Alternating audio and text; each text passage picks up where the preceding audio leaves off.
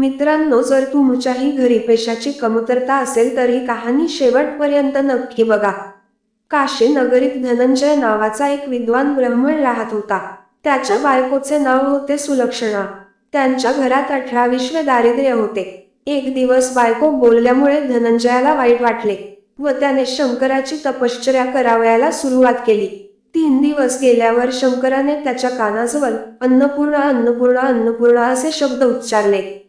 त्याला त्याचा अर्थ कळला नाही, म्हणून त्याने पुन्हा तपश्चर्येला सुरुवात केली. तेव्हा शंकरांनी त्याला रात्री दृष्टांत दिला, मुला तू पूर्व दिशेला जा, तुझे मनोरथ पूर्ण होतील. दुसऱ्या दिवशी तो पूर्वेकडे निघाला. बरेच दिवस गेल्यावर एका पौर्णिमेच्या रात्री तो सरोवराजवळ पोहोचला. तेथे हजारो सुंदर अप्सरा एक व्रत करीत असलेल्या त्याला दिसल्या.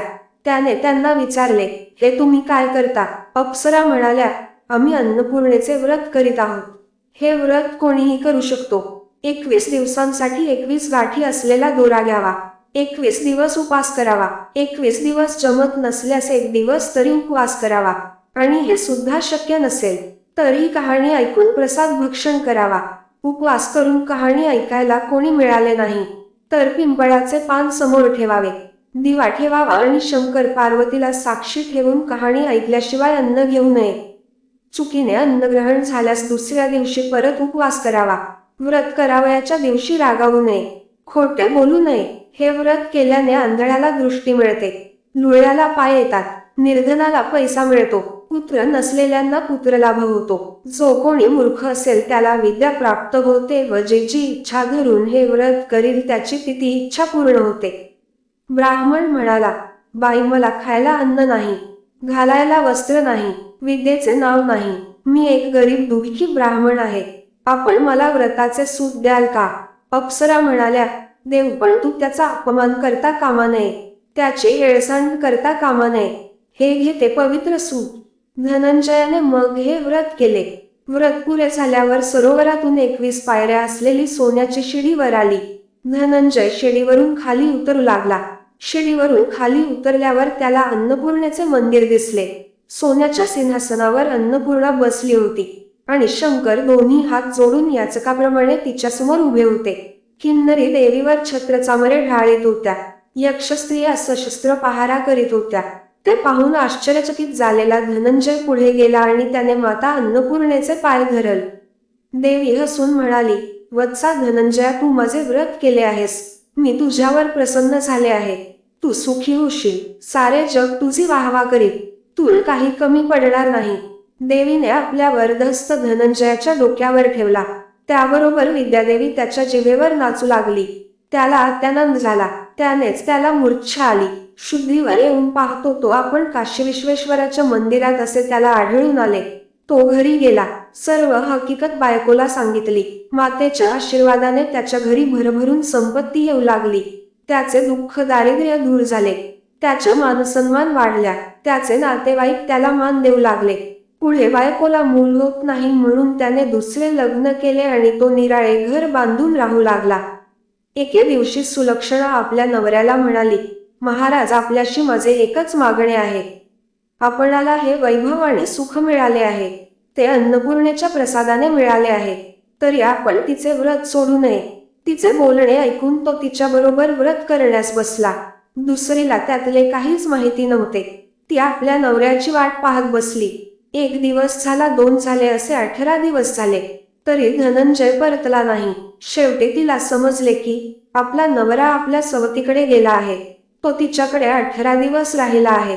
तिच्या अंगाचा तिळपापड झाला. आता रागान लाल होऊन तिथे गेली आणि तिने धनंजयाची बकोटी धरून त्याला घरी आणले. व्रताचे अजून 3 दिवस शिल्लक होते. घरी आल्यावर धनंजय रात्री झोपी गेला. बायकोला त्याच्या हातात असलेला दोरा दिसला. तिने तो तोडला आणि चुलीत जाळून टाकला. अन्नपूर्णा कोपली. त्यामुळे धनंजयाचे घर सामाना सकट जळून भस्म झाले. सुलक्षणा समजली की हा देवीचा कोप आहे. तिने धनंजयाला आपल्या घरी बोलावले. सवत मात्र आपल्या माहेरी निघून गेली. सुलक्षणेच्या सांगण्यावरून धनंजय परत सरोवराकाठी गेला. त्याने पुन्हा व्रत केले. पहिल्याप्रमाणे शिडीवर आली. तो देवीच्या मंदिरात गेला. त्या परत आलेला पाहून देवीचे नोकर त्याला मारावयास धावले. त्यावर देवी म्हणाली, थांबा, त्याला मारू नका. तो ब्राह्मण आहे, तो अवध्य आहे, त्याने माझे व्रत केले आहे. नंतर देवी त्याच्याकडे पाहत म्हणाली, मला सर्व काही समजले आहे. जा, ही माझी सोन्याची मूर्ती घे, हिची दररोज पूजा कर, तू फिरून सुखी होशील. माझा तुला आशीर्वाद आहे.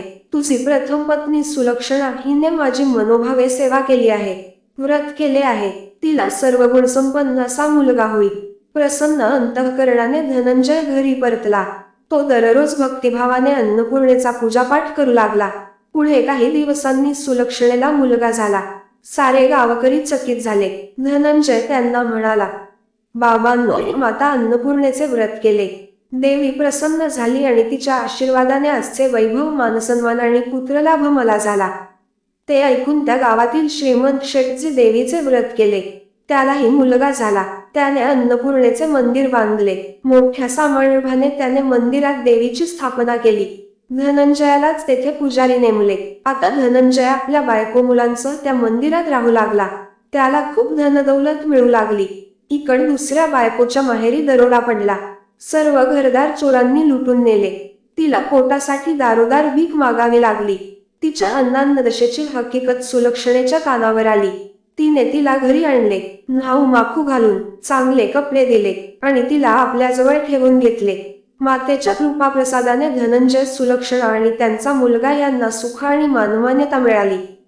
ती सर्व सुखी झाली.